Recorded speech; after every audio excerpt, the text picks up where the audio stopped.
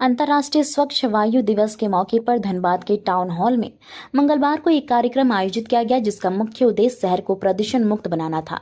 इस कार्यक्रम में उपायुक्त आदित्य रंजन और नगर निगम के आयुक्त रविराज शर्मा सहित कई पदाधिकारियों ने शिरकत कर अपने विचार साझा किए। इस दौरान उपायुक्त आदित्य रंजन ने अपने संबोधन में कहा कि धनबाद को झारखंड का सबसे स्वच्छ और प्रदूषण मुक्त शहर बनाने का लक्ष्य रखा गया है। उन्होंने कहा कि इस लक्ष्य को हासिल करने के लिए कई कार्यक्रम और योजनाएं चलाई जा रही है। इस संदर्भ में आज के कार्यक्रम में स्कूली छात्रों को विशेष रूप से आमंत्रित किया गया था। उन्हें पर्यावरण और वायु प्रदूषण के बारे में जागरूक किया गया, ताकि वो भविष्य में एक स्वच्छ वातावरण सुनिश्चित करने में अपनी भूमिका निभा सके। उपायुक्त ने यह भी घोषणा किया कि सभी सरकारी स्कूलों और खाली सरकारी जमीनों पर बड़े पैमाने पर वृक्षारोपण किया जाएगा। उनका उद्देश्य है कि अधिक से अधिक पेड़ लगाकर धनबाद को हरा भरा और स्वच्छ बनाया जाए। नगर निगम के आयुक्त रविराज शर्मा ने बताया कि एक समय था जब धनबाद का वायु प्रदूषण स्तर पर बहुत खराब था, लेकिन अब इसमें धीरे धीरे सुधार हो रहा है। सभी लोगों से अपील की थी सुंदर स्वच्छ हरा भरा बनाने में अपना योगदान दें। हम लोग पूरा प्रयास कर रहे हैं धनबाद और सुंदर और स्वच्छ हो। और आज नगर निगम की पूरी टीम ने बहुत अच्छा काम किया है। अपने बच्चों को जागरूक करने को लेकर, उनका कॉम्पिटिशन कराने को लेकर बहुत ही अच्छे इनके द्वारा प्रोजेक्ट्स बनाए गए हैं, पोस्टर्स बनाए गए हैं, जिसका प्राइज वितरण भी हुआ। इससे बच्चों में एक प्रोत्साहन भी होगा और उनमें एक सोच भी जागृत होगी कि कैसे जो है आने वाले समय में पर्यावरण का संरक्षण करना है, धनबाद को और सुंदर स्वच्छ कैसे बनाना है।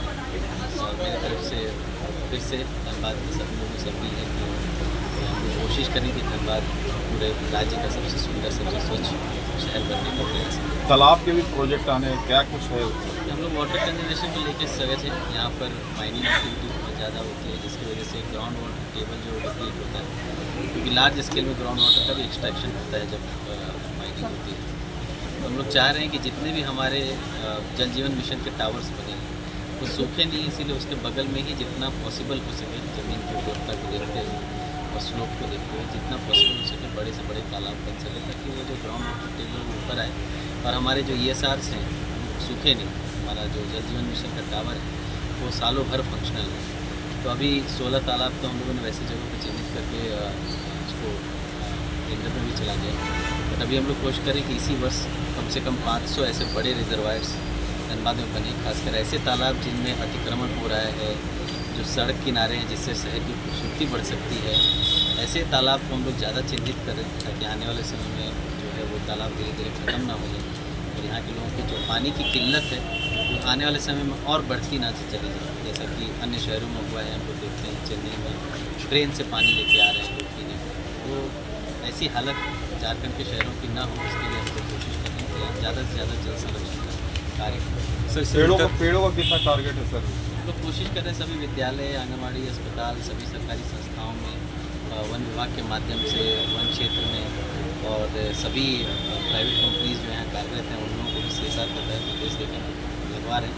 5 लाख से ज़्यादा पेड़ लगभग हम लोग को लगाने की प्रक्रिया में मुझे लगता है। सर गैपुल का काम भी स्टार्ट हो गया। अब वहाँ पर हेक्सागोनल ब्लॉक लगना था, जो कि आपकी दिशा निर्देश दिया है, लेकिन अभी जिगजैग वहाँ पर लगाया जा रहा है। सर क्या ये शेप से कुछ नहीं होता है, strength of the paver block is local जी। और हम लोगों ने उसका स्ट्रेंथ टेस्टिंग कराया है, लैब टेस्टिंग का हम लोगों ने वीडियो भी प्रेस रिलीज़ किया था। उसमें 120 टन तक की उसकी क्षमता है झेलने की। हम लोगों ने अपने हिसाब से तो टेक्नोलॉजिकली मोस्ट सुपीरियर जो हो सकता है वो करने का प्रयास कर रहे हैं। और 2 दिन बारिश नहीं हुई थी, इसीलिए हम लोगों ने आज प्लान किया था और कल रात से ही लग रहा है और ईश्वर की कृपा से आज भी बारिश हो गई। हम लोग चाह रहे हैं कि थोड़ा हम लोग को मौसम साफ़ मिले तो काम अच्छा हो पाएगा, क्योंकि आप भी जानते हैं कि किसी भी तरह का सिविल वर्क जो है बारिश में ज़्यादा टिक नहीं पाता है, उसको समय चाहिए सेट होने में। तो हम लोगों की थोड़ी सी उसमें ठीक नहीं रही है, बट ठीक है, हम लोग प्रयासरत हैं कि उसको जल्द से जल्द रिपेयर करें, ताकि जो आने वाला दुर्गा पूजा है उसको लेकर कम से कम हम लोगों को जो ये समस्या है वो उस समय तक खत्म हो जाए।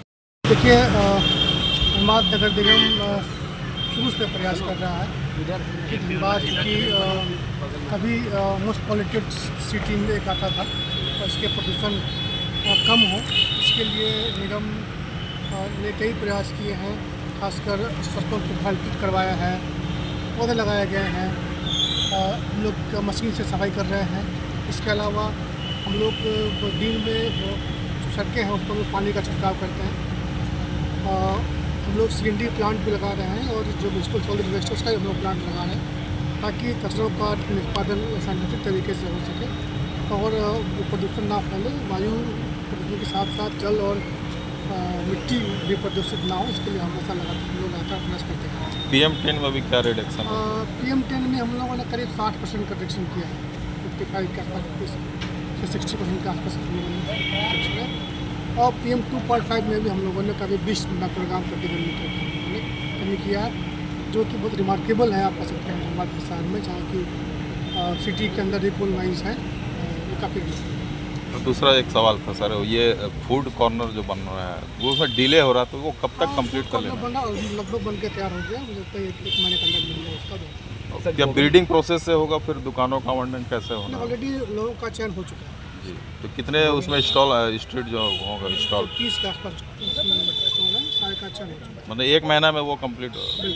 सर, गोविंदपुर सर्विस रोड में कचरों का टारगेट और कितना अभी अचीव हुआ? जय धरती माँ फाउंडेशन अभी 41 दिन में धनबाद में 15,700 पौधा पूरी तरह से प्रमाणित रिकॉर्ड से लगाई।